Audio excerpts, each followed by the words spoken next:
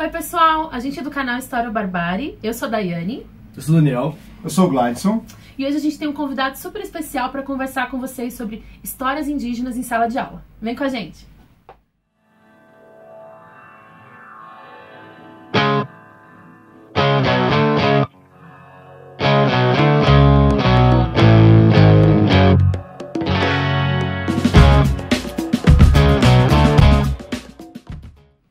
Pessoal, antes de começar o nosso vídeo com o nosso convidado super especial e antes mesmo de apresentar ele, a gente quer deixar aquela clássica, né?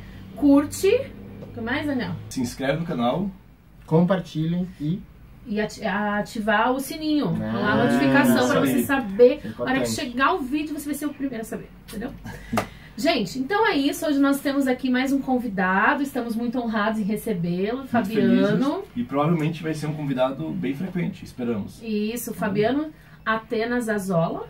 Falei certo? Perfeito. Se não souber também, né, Fábio? Depois de décadas de amizade. Sim, 70 anos. O Fábio fez graduação em História com a gente na Federal. E aí depois ele acabou também indo por outros caminhos, né, Fábio? Depois ele fez Ciências Sociais também pela Federal. E atualmente ele é mestrando em Antropologia na USP, né? E é um estudioso, assim, das histórias indígenas. E é sobre isso o tema de hoje. A gente vai falar sobre histórias indígenas, especialmente voltado para como trabalhar isso em sala de aula e qual que é o foco que o professor tem que ter, né, para trabalhar esse assunto. Então acho que é basicamente que é um assunto extremamente importante. Muito importante. E que infelizmente ainda muito pouco falado, na verdade, né? Exato. Se tem alguns materiais hoje em dia, até por causa da lei 11.645 de 2008, que vai instituir então a obrigatoriedade de se trabalhar além da história afro-brasileira, né, a africana, a questão indígena, né? Fábio, eu queria começar perguntando, enfim, que você falasse mais um pouco sobre isso, porque é muito comum até hoje, né?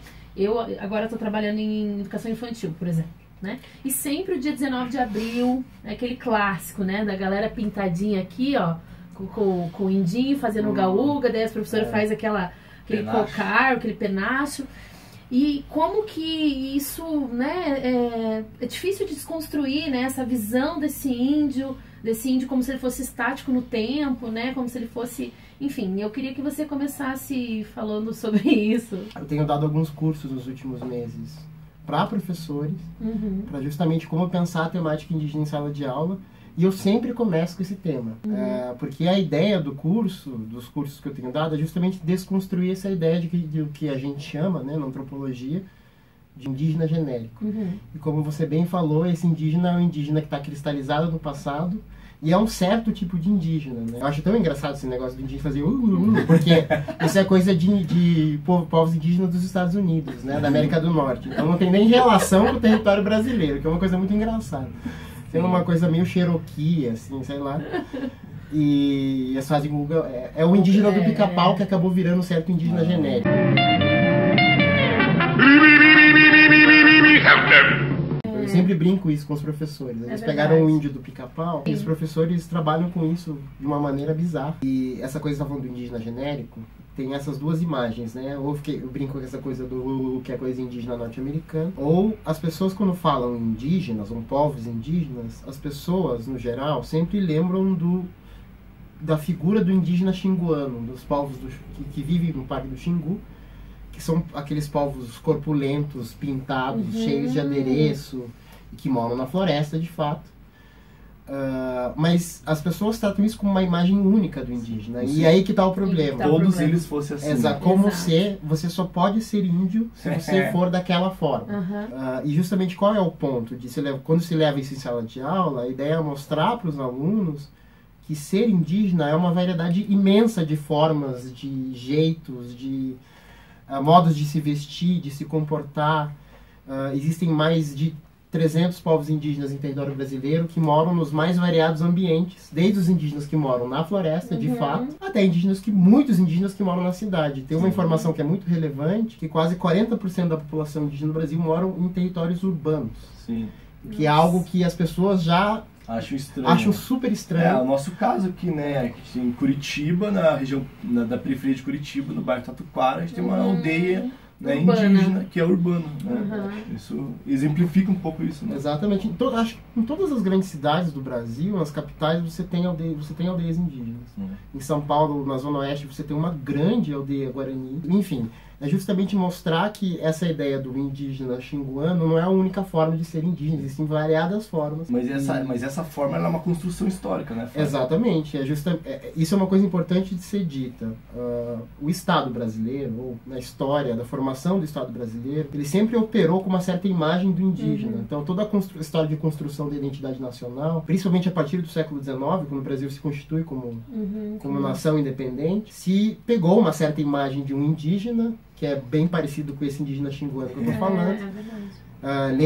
Só lembrar do indianismo do José de Alencar. Sim. Então, depois você tem o mito das três raças, né, do período getulista. E o indígena, você tem as três raças, e o indígena que é representado, né, a raça do indígena lá do período getulista, do Gilberto Freire, e esse indígena que mora na mata. É o mesmo, né, Fábio? Tudo muda, tudo se transforma, mas essa imagem do indígena... Exato. Tem que ser atrelada a esse... Ela não pode mudar, né? Exatamente. É muito interessante. Então, esse é o grande problema que a gente tem que atacar enquanto professores de história. Com né? certeza. É mostrar que tem duas coisas que são importantes.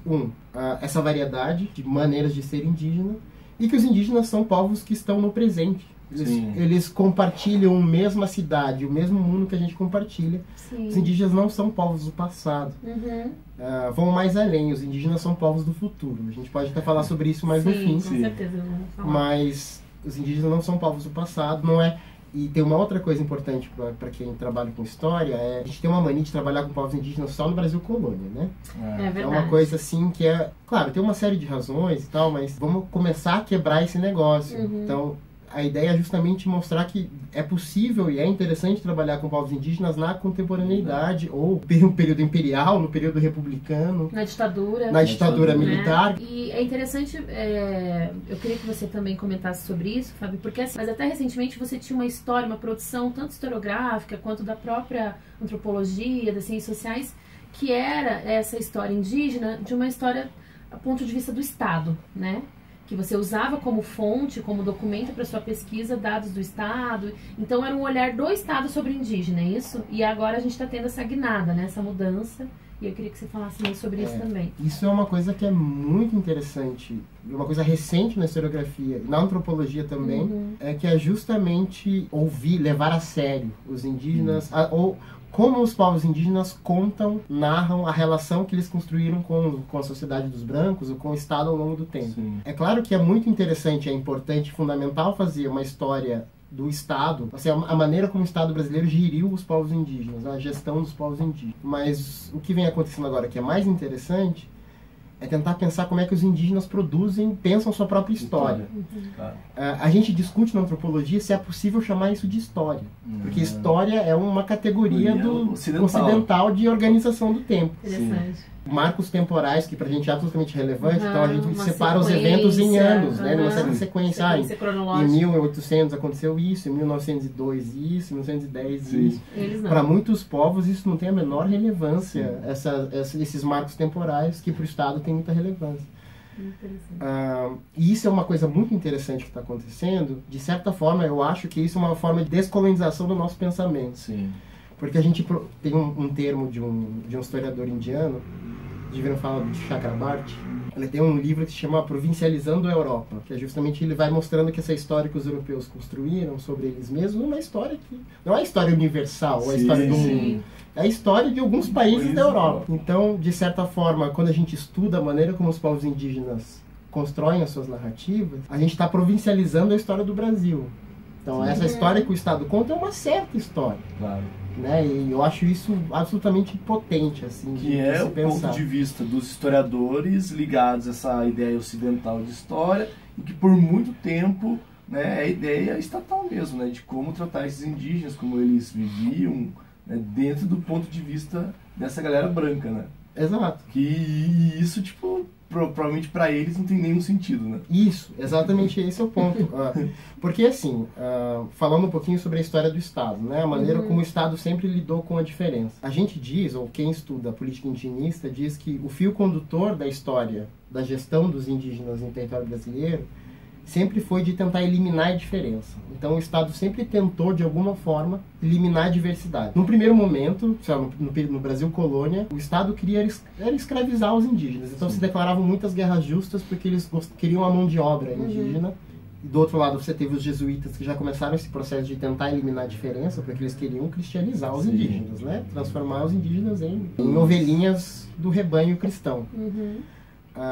No período imperial, ou no Brasil Império, você já tem uma política estatal de transformar o indígena em brasileiro.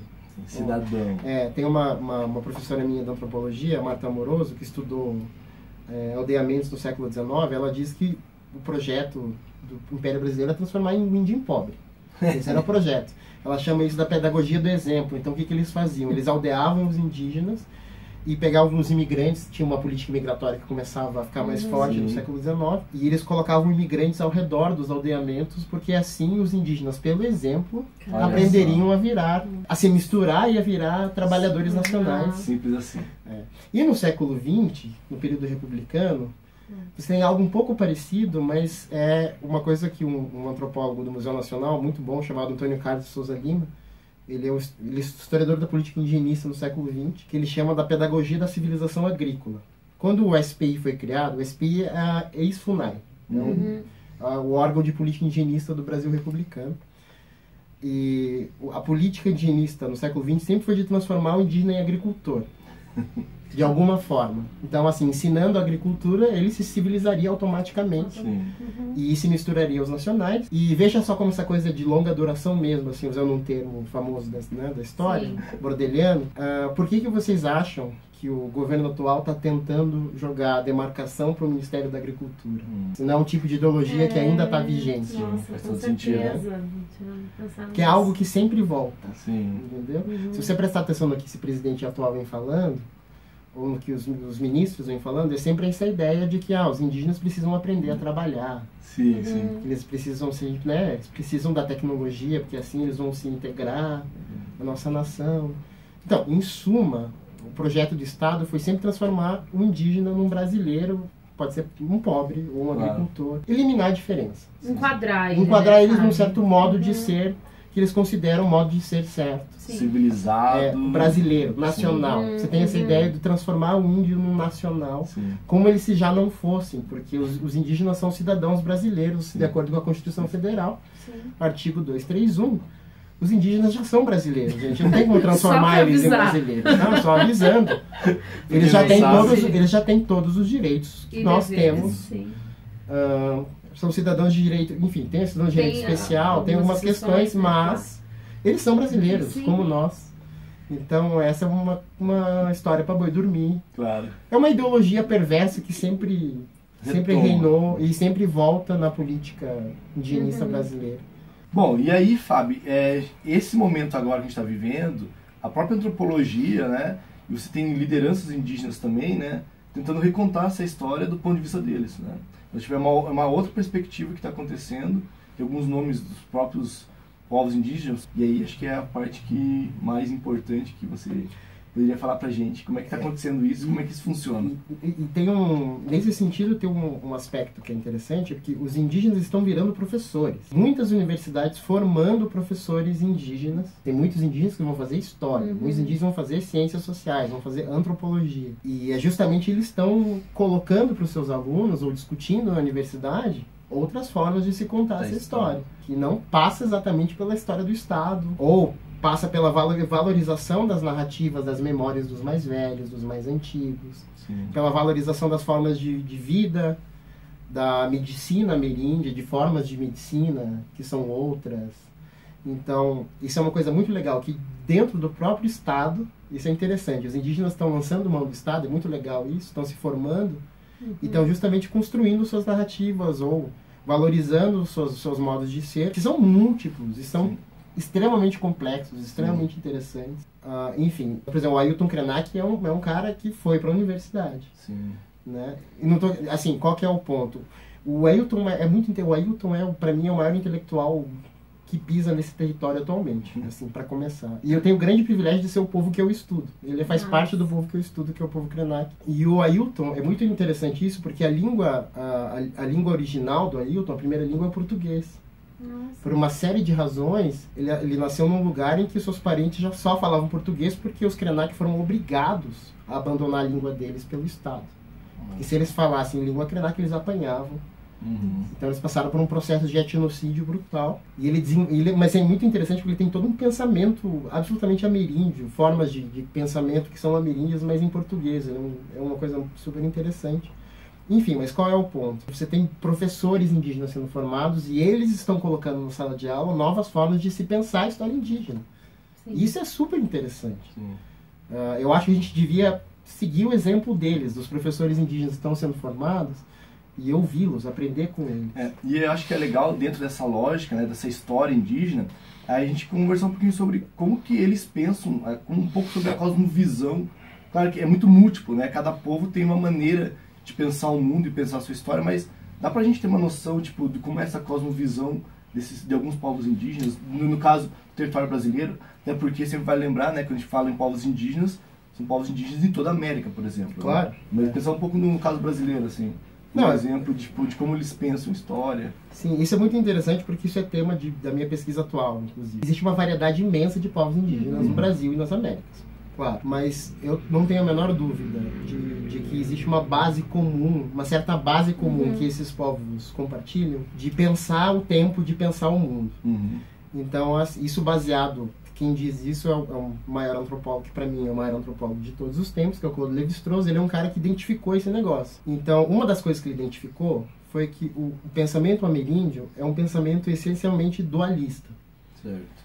Então, a gente aprende na escola a conquista do México e do Peru, né? São Pizarro que chega ao Peru e Cortés que chega ao México. E uma coisa que eu ficava extremamente confuso é que, assim, quando os europeus chegavam, os indígenas os tratavam como, ora como deuses, ou já sabiam que eles eram humanos. Não era necessariamente uma surpresa que aquelas pessoas estavam chegando, né? Sim. Foram bem recebidos. Ou foram bem recebidos, porque o mito diziam que eles são descendentes de um deus que tinha ido embora, e agora eles estão voltando. Isso me deixava incomodado, assim, né? Estranho, mas eles vão vir aqui, eles vão destruir tudo depois, né? Então é assim, para nós cristãos, ou na nossa cosmovisão cristã, Deus cria tudo através de uma figura única que é ele, né? Ex nihilo, do nada ele cria as coisas. Nos mitos ameríndios, nunca existe um, sempre é dois. Então no início dos tempos sempre tem dois. São irmãos, gêmeos, ou são cunhados, mas o início das coisas no mundo ameríndio sempre tem dois. Um certo parentesco. Normalmente uma certa relação de parentesco, ou de consanguinidade, ou são cunhados, enfim. Então o que acontece? Para os indígenas, os brancos são descendentes de um certo parente que foi embora nos tempos primeiros lá. Certo. E essas pessoas estão voltando para se reencontrar. Certo. Então, quando o Demiurgo criou o indígena, ou o primeiro habitante daquele povo, ele também criou um outro, que normalmente é o branco. Ele sempre se cria dois. Quando os brancos chegaram, isso não foi uma novidade, nenhuma novidade. Tanto o Eduardo Viveiros de Castro, que é o grande antropólogo brasileiro atualmente, ele conta uma historinha muito legal. Ele dizia assim, quando o Colombo chegou nas Antilhas, os europeus tinham uma dúvida filosófica. Eles não sabiam se os indígenas tinham alma. E eles faziam, sei lá, entrevistas, uma coisa assim, sei lá, eles perguntavam, vocês têm alma, não têm alma? O que está acontecendo? No caso indígena, a perspectiva indígena, é o contrário. Eles nunca tiveram dúvida que aquelas pessoas que estavam vindo eram humanos e tinham alma. A dúvida dos indígenas é se eles tinham corpo. Olha só. Então, aí o Eduardo contou uma historinha muito legal, que na verdade é o Lévi-Strauss que conta, que enquanto os europeus perguntavam se vocês têm alma, os indígenas afogavam os europeus e via se o corpo apodrecia, para saber se de fato eles tinham um corpo ou não, mas eles nunca tiveram dúvida de que os europeus eram humanos. Certo. Né?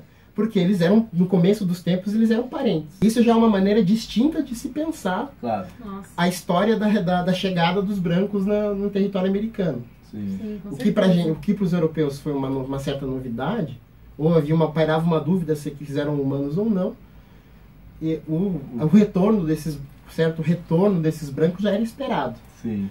Esses outros vão voltar algum dia. Uma outra coisa que eu estava te falando são essa coisa dos marcos temporais, né? Então, a gente organiza o tempo numa sequência descontínua de eventos, né? Quando você conversa com indígenas sobre coisas que aconteceram no passado, marcos temporais não fazem o menor sentido para eles. Eles usam termos muito genéricos, são interessantes, dizer assim, no tempo do meu avô, ou no tempo dos antigos. Não tem muita relevância o marco temporal quando. Certo. Aconteceu, ou continua acontecendo. Por exemplo, na pesquisa que eu estou fazendo atualmente, eles têm uma concepção de tempo que eu chamo de espiral.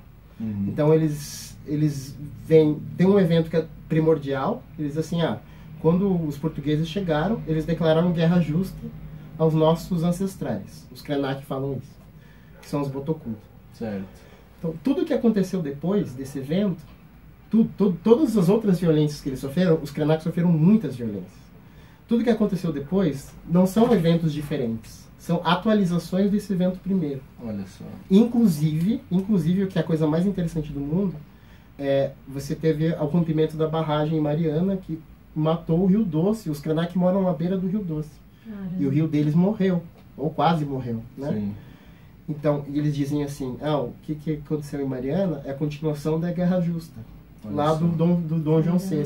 Ou uma atualização da Guerra Ou Justa. seja, enquanto pra gente, a nossa história tem várias descontinuidades e revoluções e acontecimentos, para eles, na verdade, o que aconteceu lá está acontecendo, ainda. Então acontece e acontece de variadas formas, mas está acontecendo a mesma coisa. Não tem uma descontinuidade. Sim. Então, eu dei esse exemplo da minha pesquisa para mostrar que os povos indígenas, de diferentes formas, constroem eles montam os eventos de uma maneira muito diferente. Sim. E isso é extremamente interessante. Sim. Claro. Aí eu brinco, eu brinco com a minha professora, com a minha orientadora lá na USP, é que os indígenas constroem, os meus interlocutores constroem os eventos assim. Eu acho que eles estão muito mais próximos de uma verdade histórica do que a gente. Porque, de certa forma, eles vêm sofrendo violências ininterruptas desde que eles tiveram contato com o mundo dos brancos. Sim. E aí, Fábio, eu acho que é legal essa questão da violência, né? Depois de tudo isso, né, dessa espiral, né, e de violência que o Estado vem cometendo sobre eles, essa barbárie, né? Eles estão ainda, estão resistindo, né? Isso é uma outra coisa muito doida de se pensar, né? E aí eu acho que isso eu queria que você grudasse nisso, o Daniel falou da resistência, com o que você falou lá no começo do vídeo, que eles não são povos do presente, só do presente, mas são do futuro. Fazer essa conexão. Não, uma coisa tem tudo a ver com a outra, na verdade. Sim. Então, essa é uma coisa super interessante também de se pensar em sala de aula, é tentar desconstruir uma certa mania que a gente tem, professores de história, historiadores, não só, mas cientista social, que a gente tende a vitimizar as minorias. Então, a gente que trabalha com história de minorias, a gente tem uma certa tendência a achar... É claro que eles são vítimas de uma violência histórica brutal, não é você colocar em questionamento se eles foram violentados. É óbvio que eles foram violentados. Sim. Você tem toda uma documentação demonstrando como eles foram violentados pelo Estado, pelo capital, etc, etc.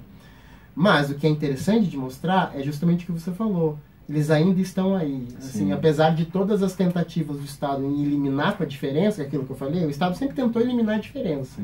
Transformar o indígena em pobre, em trabalhador. Eles fizeram de tudo para você deixar de ser índio, digamos assim. É uma teimosia espetacular. Eles não se submetem. Não, a gente continua sendo indígena.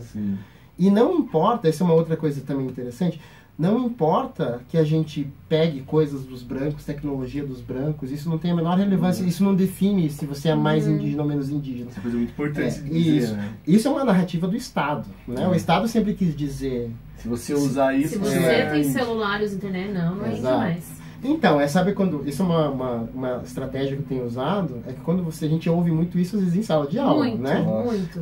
Porque ele tem uma Hilux, sei lá, ele tem um carro, ele tem um celular, eles andam de, né, coisas assim. E uma vez eu falei para um aluno, para um adolescente, eu falei assim, esse seu tênis da onde é? É um Nike. E, sabe, esse seu relógio da onde é? Sei lá, é Puma. Isso te faz alemão ou americano?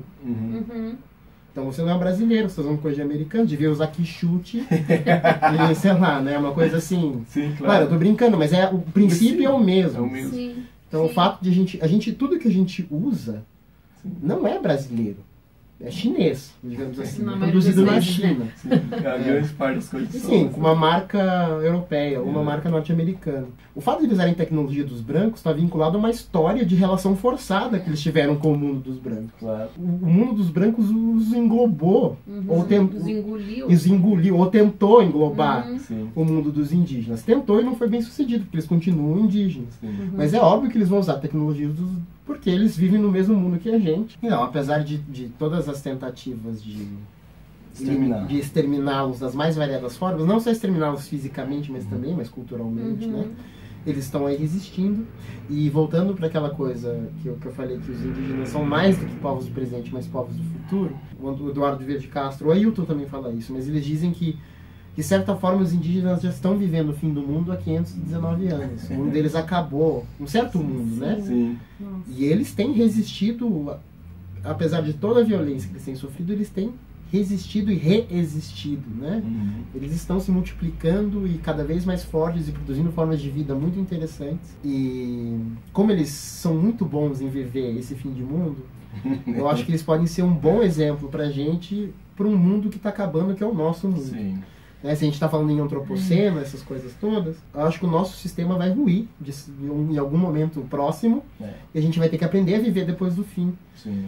E são esses povos que sabem manejar a floresta de uma maneira sustentável, eles que sabem fazer vida, produzir vida em espaços que a gente acha absolutamente improvável, eles conseguem produzir vida. Total, né? É um negócio lindo, assim, né?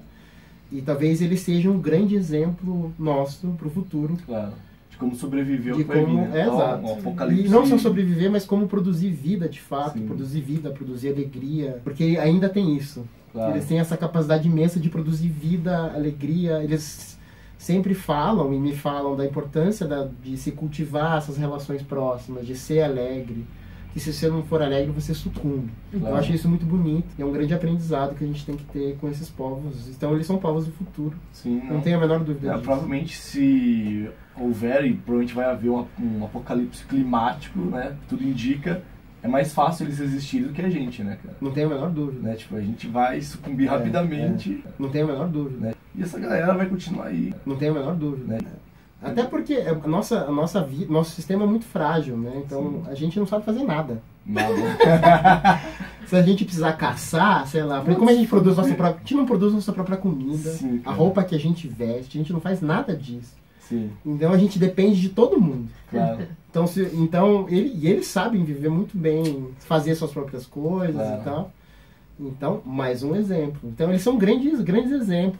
Eu acho que... E isso só reforça a importância de se trabalhar com os povos indígenas do presente em sala de aula. Claro. Parar de trabalhar com eles no passado. Claro. É importante trabalhar com eles lá no passado, mas... Não pode ser só isso. Vai além disso. Muito além disso, porque eles estão aqui agora. Sim. Então, essa talvez seja o grande ensinamento, talvez a grande coisa que eu possa contribuir de alguma forma. E o que eu venho aprendendo, não é que eu possa, assim, eu sou um mero caixa de ressonância dos aprendizados que eu tenho com eles, né? Sim. É o que eles, assim, é mostrar que esses povos, não só os indígenas, mas os povos minoritários do território brasileiro, quilombolas, caiçaras, enfim, eles são grandes exemplos de vida. Claro. Sim. Eu queria que você só falasse alguns autores, eu acho importante a gente citar, né, que são legal. que você recomenda. Então, eu trouxe 3 livros que eu acho que são os mais fundamentais, assim, para a maneira como eu venho, para os meus estudos, mas para quem se interessa. Sim.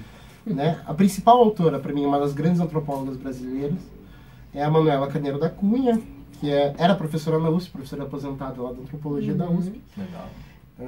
Uma espécie de minha avó intelectual, porque ela foi orientadora das minhas orientadoras. Estou na mesma linhagem, né? Tô brincando. Mas eu brinco com isso. Então, ela tem esse livro chamado Cultura... Ela tem vários livros, mas esse livro Cultura com Aspas tem são uma coletânea de artigos. Uma parte é sobre história indígena, história do indigenismo, tem textos curtos e muito interessantes. Beleza.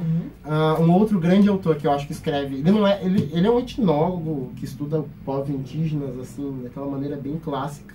Mas ele tem textos muito bons sobre história da política indigenista, que é o grande Eduardo Viveiros de Castro, Ótimo. Clássico. o maior antropólogo brasileiro atualmente, enfim. Um dos maiores do mundo. É, um dos maiores antropólogos do mundo. É importante dizer, né, que quando a pessoa fala assim, porque não tem cientista no Brasil. Acho que o Eduardo é um bom exemplo de um cientista brasileiro. Reconhecido mundialmente. Referência mundial, né? Ele é acho que ele é o grande intelectual brasileiro das humanidades no mundo atualmente. Ele tem uma série de livros também, mas nesse livro aqui, ele se chama Inconstância da Alma Selvagem. Aos historiadores, principalmente professores, eu recomendo o capítulo que se chama justamente o nome do livro. Tá, legal. Que ele conta a história da relação dos jesuítas com os indígenas a partir de uma perspectiva indígena. Que legal. É muito legal. A gente vai pôr depois, pessoal, certinho na bibliografia, tá? Do Eduardo. E tem um outro livro que agora eu estou terminando, que é da minha professora lá da USP atual, na antropologia, que é a professora Marta Amoroso. Ela tem esse livro que se chama Terra de Índio, que é uma baita de uma pesquisa sobre política indigenista no século XIX. Olha só. Quem quer entender como o Estado brasileiro lidou com os indígenas do Brasil Imperial, eu acho que esse livro é absolutamente fundamental. A professora Marta, ela é uma professora incrível, foi da minha banca de qualificação, enfim, uma pessoa adorável. Então recomendo demais aos que se interessam. E é isso. É isso. E eu acho que pra finalizar, né, gente, eu até me emocionei com esse vídeo quando o Fábio começou a falar. Eu adorei. Essa coisa, né, de como a gente tem que aprender com os indígenas e tal. Mas é bonito. E é muito bonito, né? E nesses tempos, assim, eu acho que a gente tem que se apegar a isso, né? A esses exemplos positivos. E eu acho que o Fábio vem dando muitas palestras, né, para professores e para estudantes. Eu acho, e a gente, com o nosso canal também, é esse intuito, né? A gente está contribuindo da forma que a gente pode, né? Então, a gente está aqui contribuindo dessa forma, ajudando a disseminar esse conhecimento, a divulgar, né? A fazer com que a pessoa vá atrás de outras formas de aprender, de ensinar. Então, eu acho que, né, cada um contribui com o que pode e a gente, enquanto professor e pesquisador, é a nossa forma de contribuir, né? E eu quero agradecer muitíssimo, acho que foi um aprendizado, assim, né? E vamos convidar muito em breve aí, pode ter várias ideias. O convite. Várias ideias. Isso aí. É isso, pessoal. Espero que vocês tenham gostado. Tchau, tchau.